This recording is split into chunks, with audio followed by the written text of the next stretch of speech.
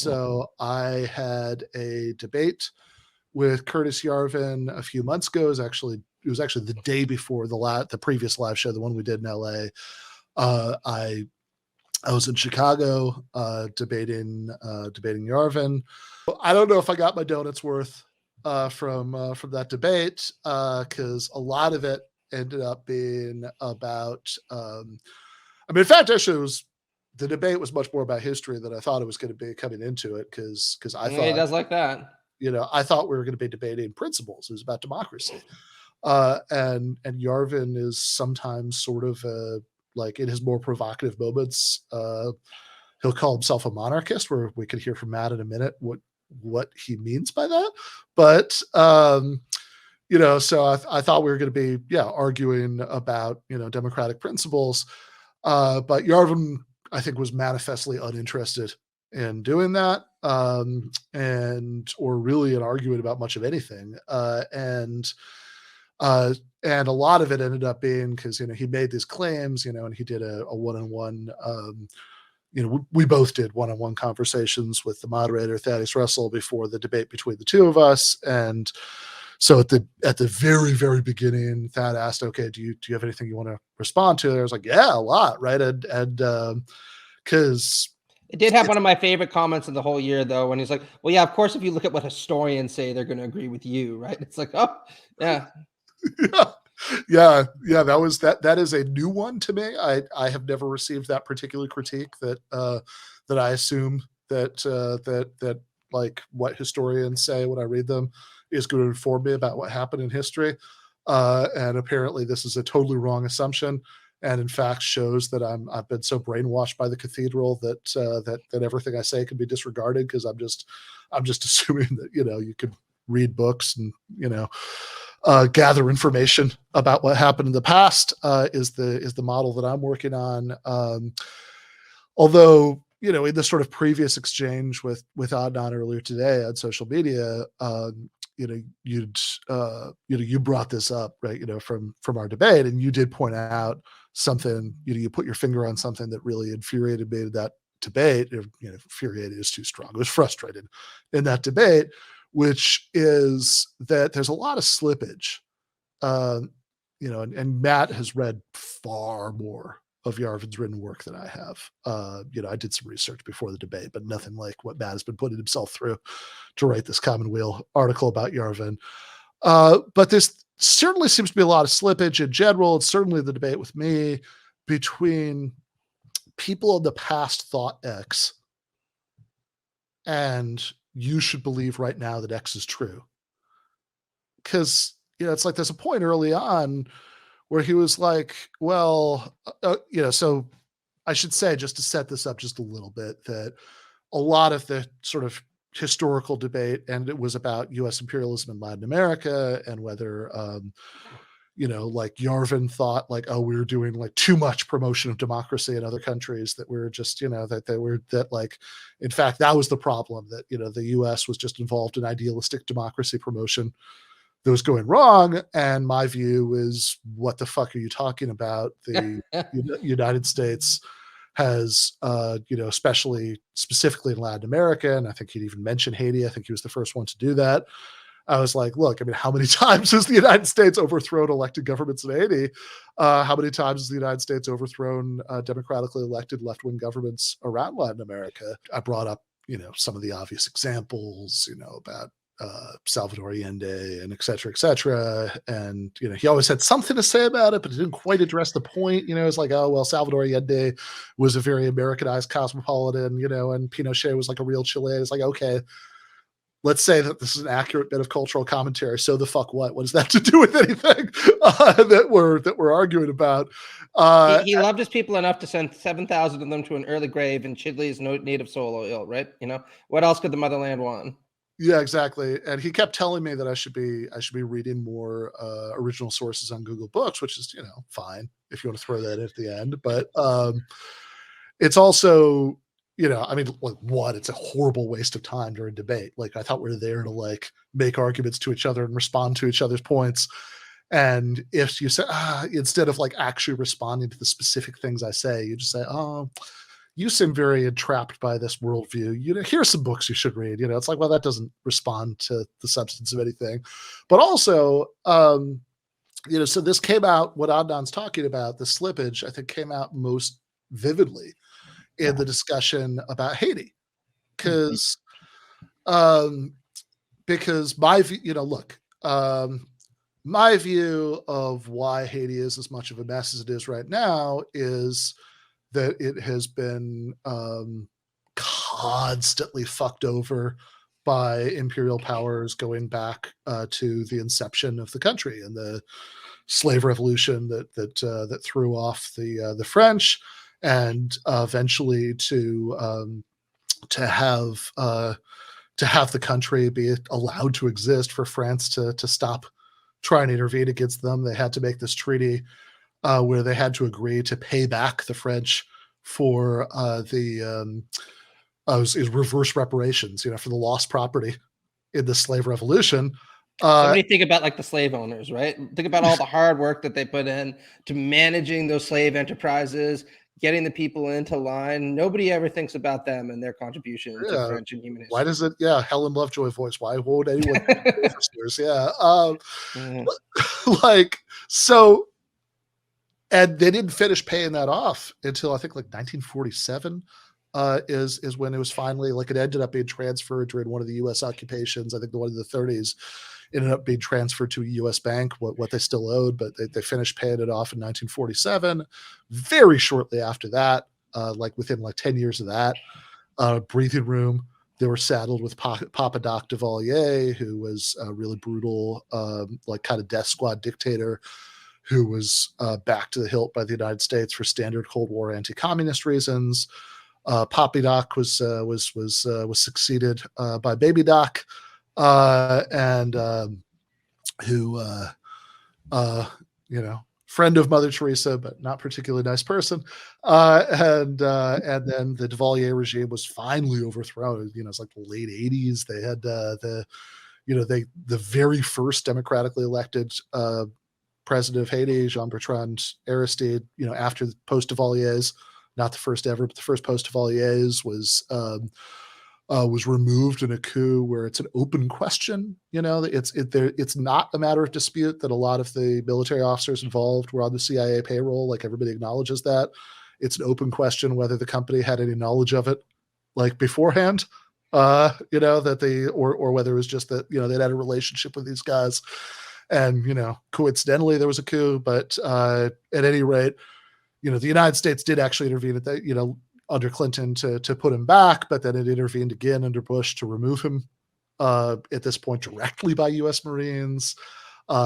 Aristide's political party, Lavalas, is like not allowed to participate in a bunch of future elections.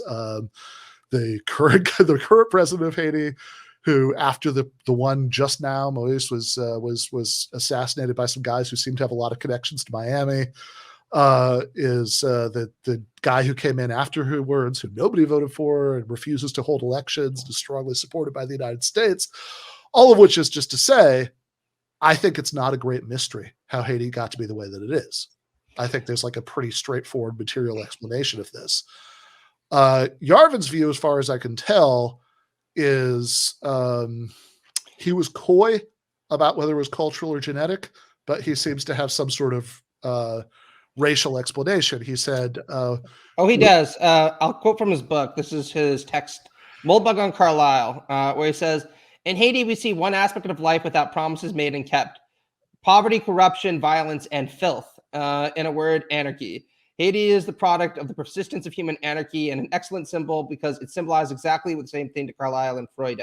Haiti is far more anarchic now than it was in 1888, which of course, whose Port-au-Prince is the paradise next to today's. The 19th century's Haiti is the 21st century's whole third world. So it doesn't really take a genius to sit there and extract all these references to filth and garbage and trash and its connections with the third world and Haiti, and draw an association between that and all kinds of horrible racist views. Well, he said in the discussion with me, he said that, well, when I think of a country, I think of a people, and then he did the exact slippage that Adnan was talking about, where he says, well, if you read, go on Google Books, Google Scholar, you read these old books. Everybody in like the 19th, certainly the 18th century assumes that there are these real things that are like national characters, that entire peoples have a certain character, whatever. And the implication certainly seemed to be that, well, since they thought so, it must be true. And I just, just crassly, my intuitive response to that is okay. If you go back to like 1810, yeah, sure.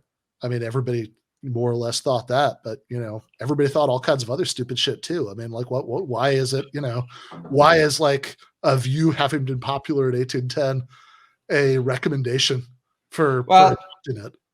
Let's be clear, the normal reactionary, and I met a lot of them, hasn't psychologically come to terms with the French Revolution. It's still a store spot.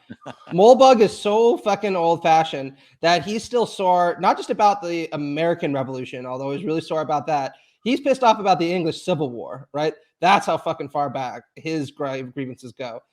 That's a special kind of reactionary, right? That's like the point where even Joseph de Maistre in the 18th century would have been like, okay, man, it's time to get over it. Things have happened. It'll be okay. Pat on the head, glass of wine, cigarette, it'll be fine, right? Although I do have to say, Molebug is entertaining in the way that he'll sometimes tattle on himself about his more, shall we call it, advanced views. It kind of reminded me when I was reading him of what Kanye did during that interview with Alex Jones, where Jones offered him that beautiful off-ramp where he's like, you're not a Nazi. They're trying to insult you. And Kanye was like, whoa, just decided to just avoid the easiest off-ramp in history. Because at one point in his book, a gentle when Jones was like, Nazis did a lot of bad things, right? And Kanye was like, I think they did a lot of good things too. Yeah, exactly.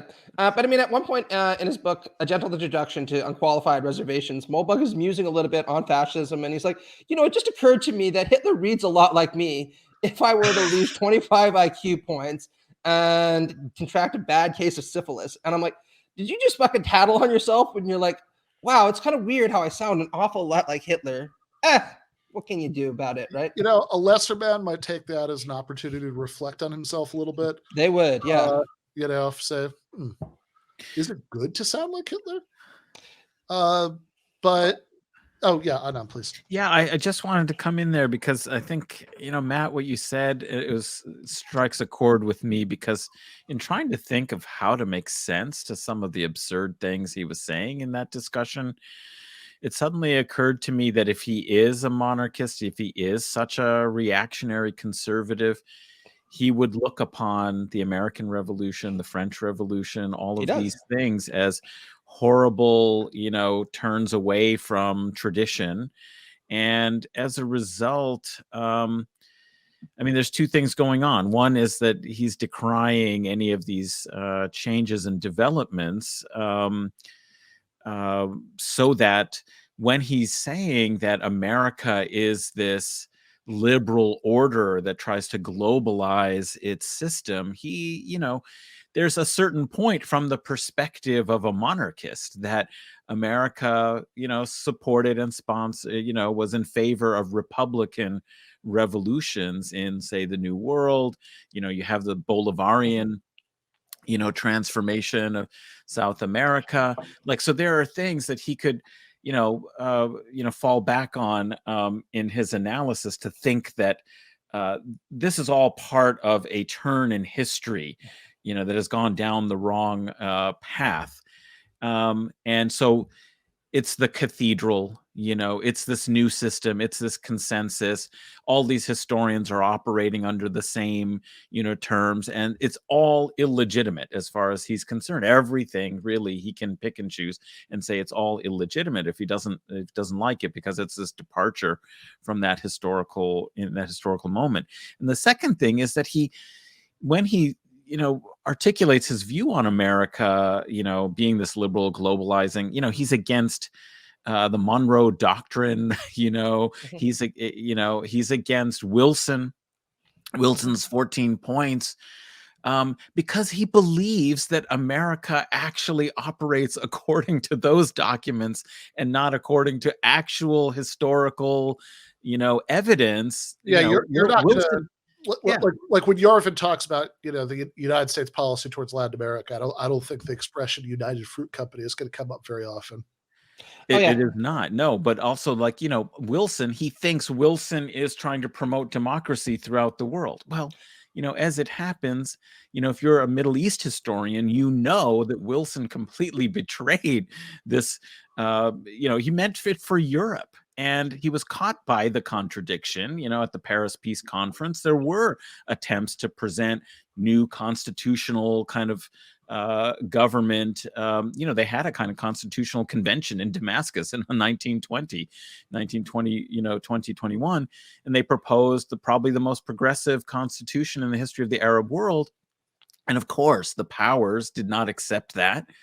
They turned over the Middle East to the British and the French, which is what he would have wanted. So he doesn't even know and understand that the so-called primary documents that he reads, to understand, American political thought and so on, he doesn't know how to put them into any kind of context and how to read them in their context to really understand what they meant. Who would help with that would be historians. It would. Like you could read some of those some of those books by historians that, like, again, yes, I cannot emphasize enough that was his critique, that that like what I thought about what had happened in history is like what most historians thought, which is okay. Well, I should point out, this is a man who said in one of his first major pieces of writing, which is his letter to an open-minded progressive, that it wasn't the case that people like Chomsky were dissident intellectuals. In fact, Noam Chomsky and C. Wright Mills were the power elites of the United States at their time, and apparently wielded more influence than the police that were arresting people like Mill and Chomsky, right? Which is just a staggering bit of historical imagination, if nothing else, right?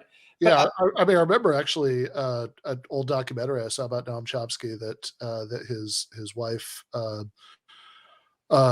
went to during this period of like anti-Vietnam War protests. She went back to school, go to grad school, because she figured there was a good chance that Noam was going to be in prison, and she was going to have to support the family when that happened. So I don't think the Chomsky family were under the impression that they were part of the power elite and making decisions, but this does actually get to something really important in Yarvin, right? So, and by the way, if anybody's watching this and thinks, okay, why are you talking about this bizarre reactionary crank who is is mad about the American Revolution happening? Like, why is this guy worth the breath? I would point out that J.D. Vance, who was just elected to the Senate from Ohio, has actually, on the campaign trail in interviews, he referenced Yarvin as a friend and an influence on him. So is Bannon and a bunch of the other fine people. Steve Bannon has done that. The Blake Masters, who was almost just elected in Arizona to the Senate, has done the same thing. This guy, Peter Thiel.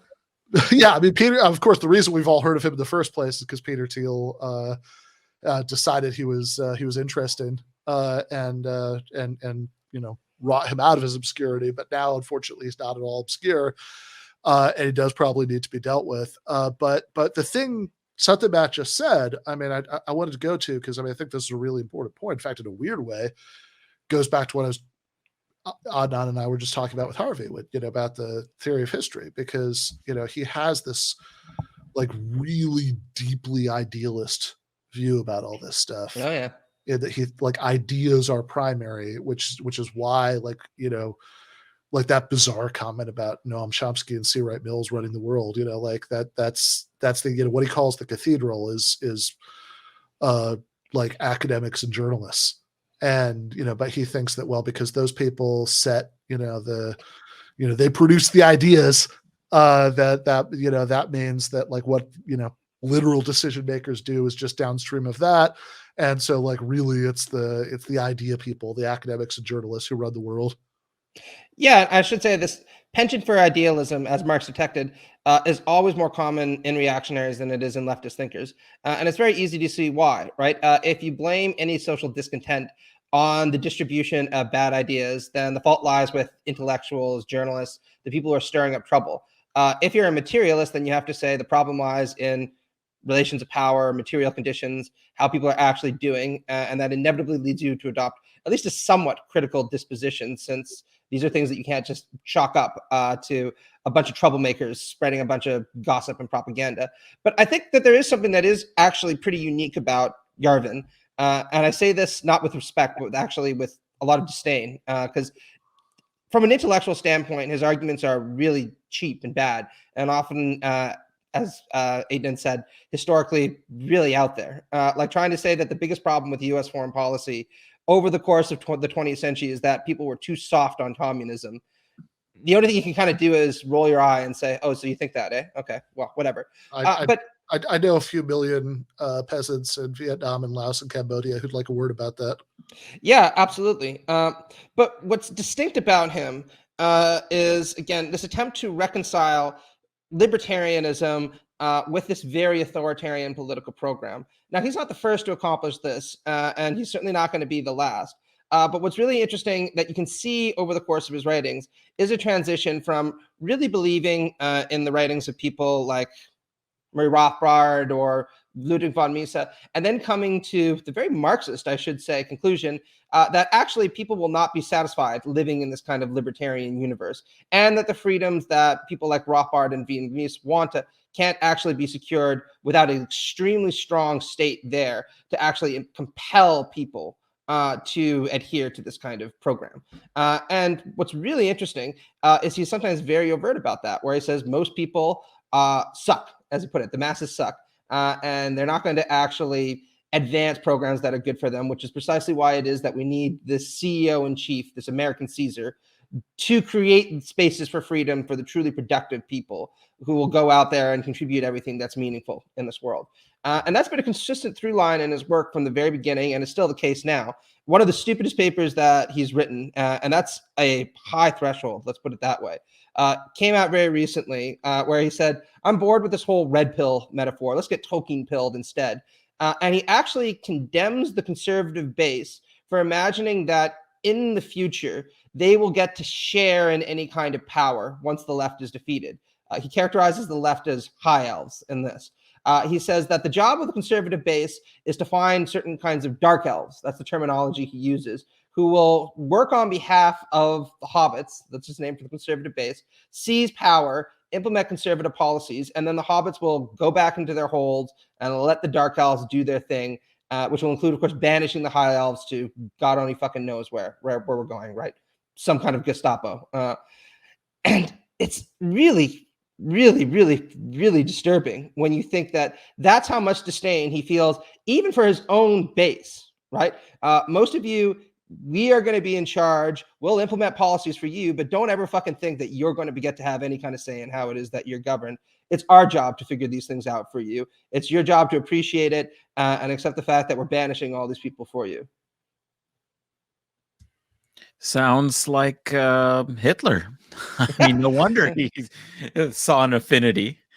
Well, that's what's also fucking remarkable about this, because if you would make one accusation against fascism, I would not say that that accusation would be that fascism is too democratic. That's the biggest problem with it. You know, when I think fascism, I don't typically lean to, God, you know, that really indicates a lot of these platonic problems with democracy.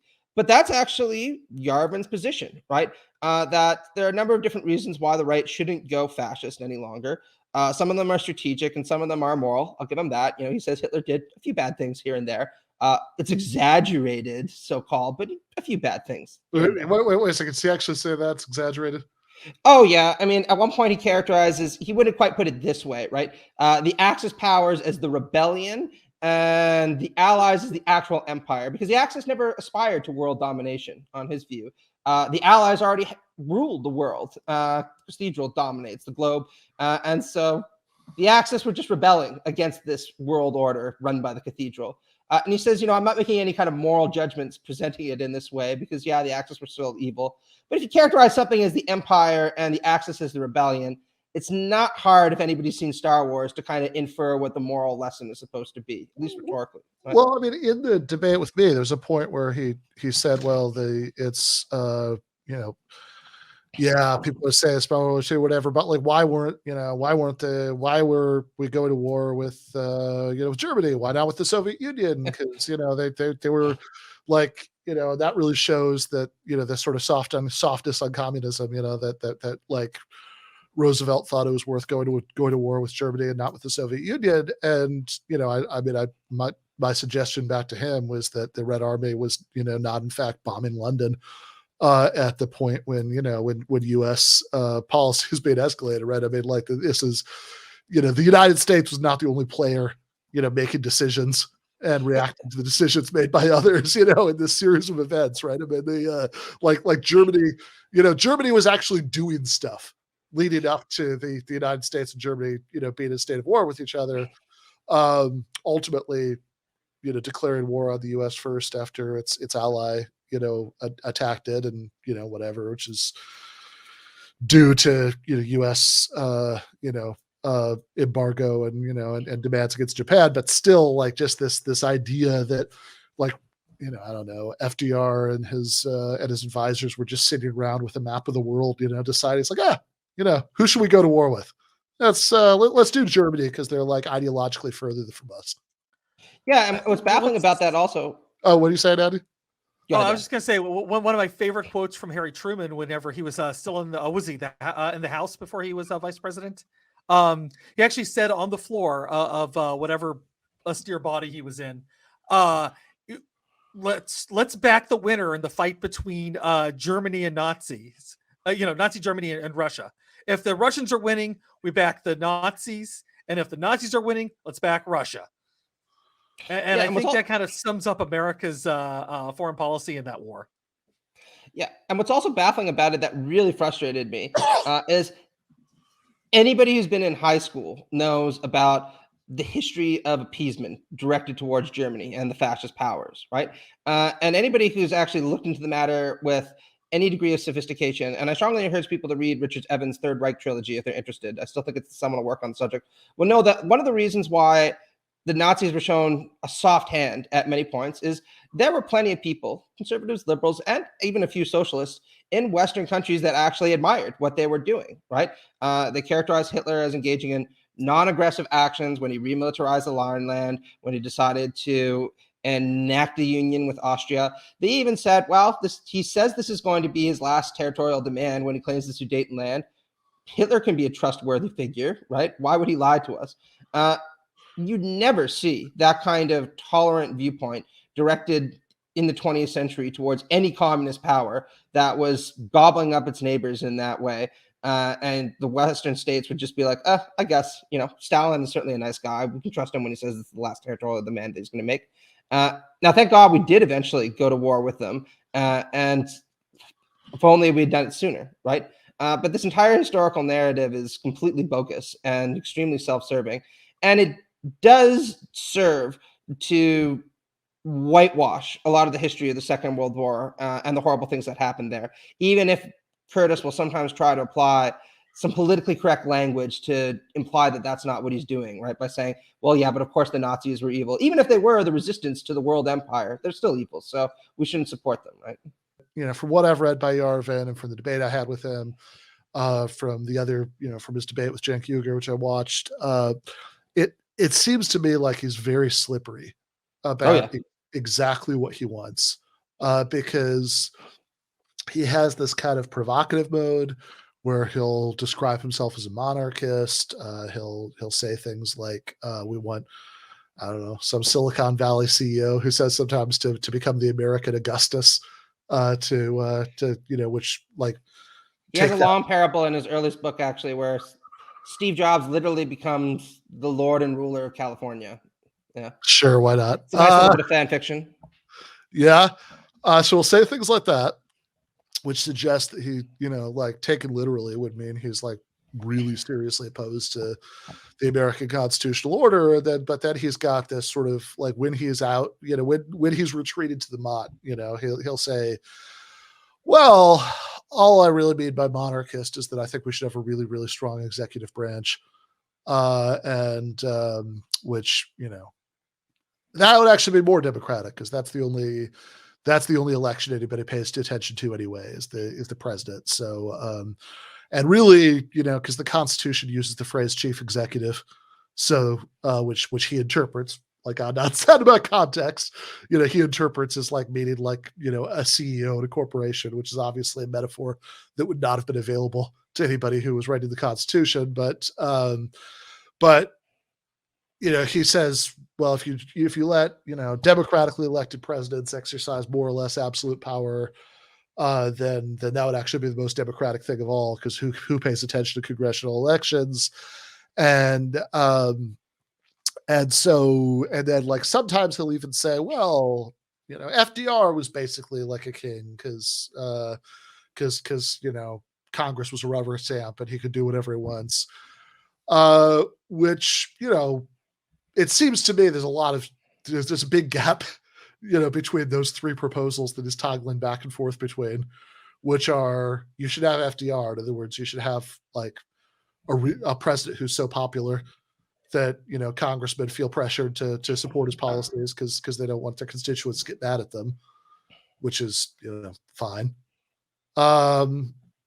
Between that and presidents should basically have all the power and Congress should have none, which makes me a little nervous. I think about George W. Bush and the ways that that executive power was expanded during the Bush administration to do things like detain and torture people and send troops all over the world and et cetera, et cetera. But even that isn't an American Augustus. I mean, American Augustus would again, taken literally, that would mean that we just that we just don't have a republic anymore, right? I mean, that's what Augustus's role was. So as far as you can tell, what does he actually want, or does he just enjoy the game of keeping people guessing? Oh, I think it's very clear what he wants. But I will say, just to your point, this is one of the areas where I think he's a pioneer of sort. And I wish I had read his work before I wrote my book on postmodern conservatism, because I would have actually just been, here's patient zero, right? Because the way that he writes, including using the pseudonym, writing on a blog, all these kind of pop culture references that are intertwined with these very highfalutin kind of appeals to any number of different figures, esoteric figures in the reactionary tradition. It means that anytime where he's pressured in the way that you're talking about, he can retreat into the argument that he's just joking, or that this is just irony, or that this isn't meant to be taken literally, or sometimes he'll even just say, of course, this will never actually happen. So it's just a thought experiment, right? And this is a very good defensive way of guarding himself against accusations of any kind of extremism, because if anybody sits there and says, what you said is fucking horrifying, he can just say, well, you're not in on the joke, and that shows how unsophisticated you are, because you don't actually get what I'm going for here. Whereas, to the people who do take him literally, he can lean in a little bit more and inhabit that identity without these layers of irony shading him. But, in terms of what it is that he's arguing for, there's been a consistent through line that's extremely simple and really quite horrifying, which is that he genuinely believes that we should have a libertarian society, by which he means maximal freedom for a certain class of people, those that he considers worthy, dark elves or whoever it happens to be, and the broader masses who suck, that was his term, shouldn't be allowed any significant input into political processes, because they're never going to accept giving these kinds of rarefied individuals the maximal freedom to make everything better. And this is where he differs from conventional libertarianism, because he says, since they're going to try to use their freedom to put limitations on these rarefied bunches, this is why we need a very strong state with a very strong executive that's going to essentially put them in their place. And maybe they'll be better cared for. Sometimes he does develop this kind of patronizing attitude towards the masses, where he says, they'll be better off having someone tend to them. But that doesn't mean they'll get any kind of meaningful power, or certainly any kind of meaningful freedom, compared to the Peter Thiels of the world, the Steve Jobs of the world, or Elon Musk, a recent obsession, who he claims could be an American Caesar, right? And you can see antecedents to this all throughout the American libertarian tradition, the right libertarian tradition, not the left libertarian tradition. It's just never been made as explicit as you see with Yarvin. And in some ways, reading this was actually kind of fucking refreshing, because I'm like, well, At long last, what we've been telling you is the inevitable outcome of your theory has been stated clearly, because you've reached the conclusion, like, yeah, people don't want to live in a right libertarian universe, so we're going to have to fucking compel them to with the state. And it's like, bravo, you've reached the level of 19th century Marxism. That's quite an accomplishment.